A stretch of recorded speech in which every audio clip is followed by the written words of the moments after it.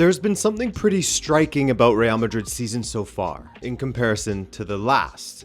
They're losing matches, at times heavily, and look like they're there for the taking defensively. They've already doubled their total losses from last term, where they suffered just a single defeat. It was a team that have no answer today against Barcelona in the second half.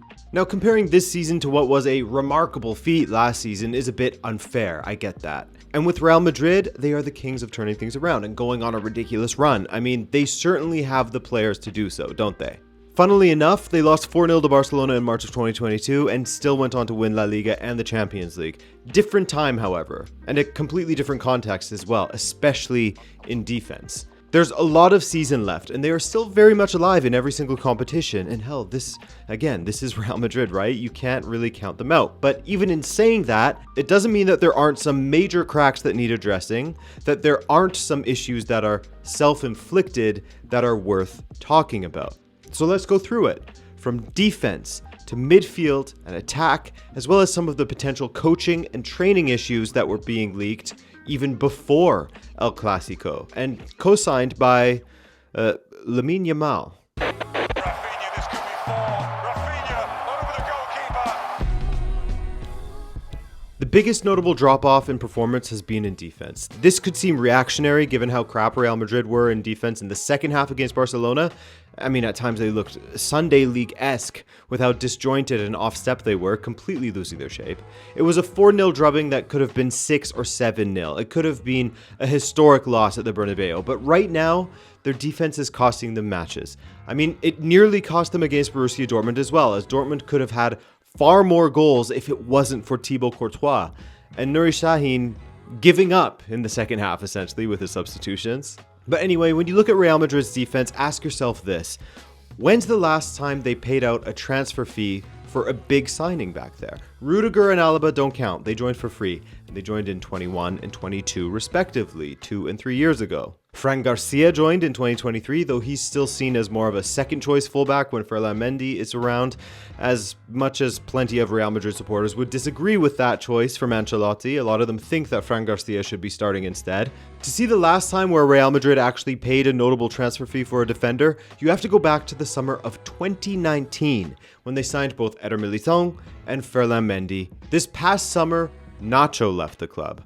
I know that he left by his own choice and that Real would have welcomed him for another season, but I feel as though he could have been convinced to stay, and he should have been. Real Madrid won the Champions League and La Liga last season, partially in thanks to how he stepped in when they had injuries in the center-back position and full-back positions. His contribution was invaluable, and I think very much underrated. He could play anywhere across the back line, and do so to a degree that allowed Real Madrid to still conquer Europe. Allowing him to leave without signing anyone else seemed a bit irresponsible, considering Real Madrid's defensive line is only a couple of injuries away from being shambolic. This isn't the first time that they've done this, right? Look at the summer of 2021. Both Sergio Ramos and Rafael Varane left Real Madrid, and the only incoming center back was David Alaba. Hey, it worked out that time, as Alaba missed matches, but nothing long-term like his current injury. In that season, the gamble paid off. They won trophies. This season, however, Dani Carvajal is now out. Nacho would have been able to fill in that position. There were reports as far back as July that Alaba's injury may be far worse than anticipated, and I mean, at 32 years old now, it's no surprise that he is struggling to recover. Rehabbing these injuries only gets more difficult with age. There were even questions of him thinking of retiring, which he vehemently turned down, but it looks like he'll only be back in January of 2025 at the earliest. Meanwhile, he'll not have played football since December of 2023, a year and a month ago. The fullback positions have felt like they have been neglected, as Dani Carvajal's injury used to mean either Nacho or Lucas Vazquez would fill in. Nacho's gone, so you're left with Vazquez, or pulling Militão over to right back, where he played back in Brazil and at times for Porto as well. Time and time again, against Barcelona, Militão would step forward into the midfield to challenge for a ball, fail to get it, leaving a huge space that he vacated, and a quick ball over the top or diagonal pass, and Barcelona were off to the races. It was criminal. It kept on happening. Just look at the goals Barcelona scored. Each and every one started and sometimes finished from that right side of Real Madrid's defense, the side that Vazquez and Militão play on. Maybe the answer is pulling Tchouaméni back to center back again and trying Militão out on the right flank. Tchouaméni was incredibly impressive at center back last season, but it's not like the midfield can afford to lose him either, even though he was poor against Barcelona. And this brings me back to my point. The defense has been neglected completely. Not only are they short on center backs that can play at the top level, no disrespect to Vallejo, but they are also short on fullbacks. Behind Mendy is Fran Garcia, an actual left back. Behind Carvajal, Lucas Vazquez, a winger turned fullback. And it shows. Look at the goals they conceded against Borussia Dortmund as well. It's a problem that is now affecting Jude Bellingham, one of the best players in the world last season, and he was forced to play as a right midfielder to help cover that flank, given there is a lack of trust in Vazquez. And so when you take these missing players out of the question and combine that with a missing Thibaut Courtois, who papered over the cracks so often for Real Madrid in the last few years, so when you couple this porous defense with someone who is not Courtois in goal, you'll concede a lot of goals. So yeah, it's no wonder why Real Madrid are linked so heavily with guys like Alphonso Davies and Trent Alexander-Arnold. They are really hurting for personnel at this point, and it's interesting to see how they are definitely in the new generation in defense, but the signings made in that position hasn't kept up with the players they've lost. Certainly, the defense is their biggest focus for the coming windows. And it should be your biggest focus as well when you're on the internet. And that's where our sponsor for today's video comes in, NordVPN. When you don't use a VPN, your defense resembles that of Real Madrid against Barcelona in the second half. Porous, easy to get through, and leaving you open to exploitation and danger. That's where NordVPN comes in, the fastest VPN on the planet. And I have a deal for you if you go to nordvpn.com/RabonaTV, but I'll tell you more about that deal in a second. NordVPN allows your web browsing to be safer with just a single click, protecting your privacy through their robust encryption technology, and better yet, while your ISP tracks everything you do by turning on NordVPN, they ensure that they do not track your online activity at all. They also have a feature called Threat Protection Pro, which flags malicious links, blocks obnoxious ads, scans and checks if files you are downloading are safe, and so much more. So if you want to improve your defense to be nothing like Real Madrid's at the moment, here's a deal for you. Use the link in the description to go to nordvpn.com/RabonaTV and you'll get a 2-year plan plus an additional 4 months for free. Yes, free. And it's risk-free also, thanks to their 30-day money-back guarantee, so you can try before you commit. For a long time now, a lot of the conversation has been Real Madrid are really good anyway. Imagine this lot were killing Mbappé. Real Madrid's attack took a while to get going last term, but they had a very special Jude Bellingham in absolutely silly form to bail them out. Given the signings they've made, they haven't been able to play him in that similar role where he's much closer to the attacking partnership and can drift into the box more. Recently, he's been moved to the right flank, as we went over, to help with defending on that side. But in general, the attack seems a bit uninspired, a bit career mode where you just sign the best players and lump them together and hope that it works. Even before Kylian Mbappé arrived at Real Madrid, the big question was, would he and Vini be able to play in the same team, given they like to operate in similar positions? In fact, anyone who followed PSG at all would know that Mbappé used to hate playing through the middle as a conventional striker. On one of the many occasions where stories came out that he was unhappy at PSG, that he could be on his way out, one of the headlines was that he was upset that Neymar got to constantly play on the left flank and that he wanted to play there, and that he likes to play with a striker like Giroud, not be the striker, someone in the central positions to hold up play, draw defenders, and allow Mbappé to run into space in the left channels. That's where Mbappé is best. That is where you get the best performances out of him, but it's also where you get the best performances out of Vinicius. These guys like to operate in the same spaces. You can see it from their heat map so far this season. Vinicius plays closer to the touchline when he has the ball, that's for sure, but when Real Madrid are counterattacking, he runs through the same inner left channel that Mbappé does. Mbappé is then forced to the middle, where he doesn't like to be. But it's not just the Mbappé and Vinicius of it all, of course it's not. Real Madrid's attack in general has been uninspired.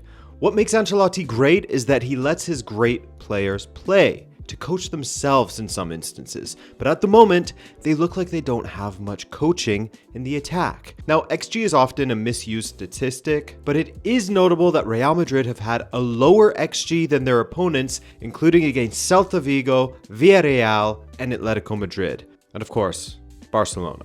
This speaks to a problem in generating chances, a problem in their build-up, as well as in the final third. These things take time. Again, we are so early in the season, but that doesn't mean that we can't point out how it seems like only one player can shine independently in a match so far this season, not shining together. There hasn't been a case where we've seen them shine as a duo. They seem to lack inspiration. The most electric we saw Real Madrid's attack this season was in the second half against Borussia Dortmund, when they were already 2 goals down and were facing embarrassment. So it must be frustrating for Ancelotti and the supporters that they had to be in that position to find inspiration, and they got some help from Şahin as well.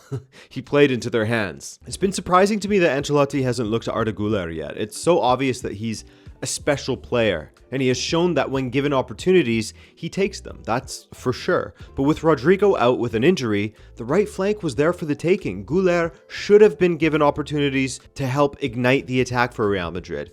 Not only can he play his teammates into dangerous positions, but he has shown time and time again that he has a lethal left foot and can finish off opportunities for himself. Granted, all roads lead back to defense, don't they? And how Ancelotti probably opted to have Bellingham over on the right instead, as he would help out defensively, something Güler likely wouldn't do. Another aspect that cannot be ignored is the absence of Toni Kroos and his ability to quickly play through balls to the attack as he did last season.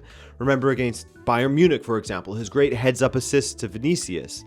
That's just one example that comes to mind, but surely, you know the brilliance of Toni Kroos already. The control that he brought to the midfield, the maturity that he brought to the midfield, and the aforementioned ability to launch attacks by picking out his teammates through his wide range of passing, often from deep positions, short, medium, long, whatever. It's sorely missed. Luka Modric is perhaps the only other midfielder that comes close to him in that regard, but even he can't replicate what Kroos was pulling off last season. Not to mention, Lukita is in the twilight of his career. A few years ago, Modric famously changed his diet and workout regimen in order to prolong his career and ensure he stays fit, right?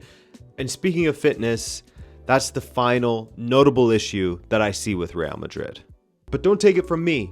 Take it from Lamine Yamal, who after El Clasico said, quote, "After the first half, we realized that Madrid's players were very tired, so we decided to push harder." Speaking of which, the opposite of such is true at Barcelona.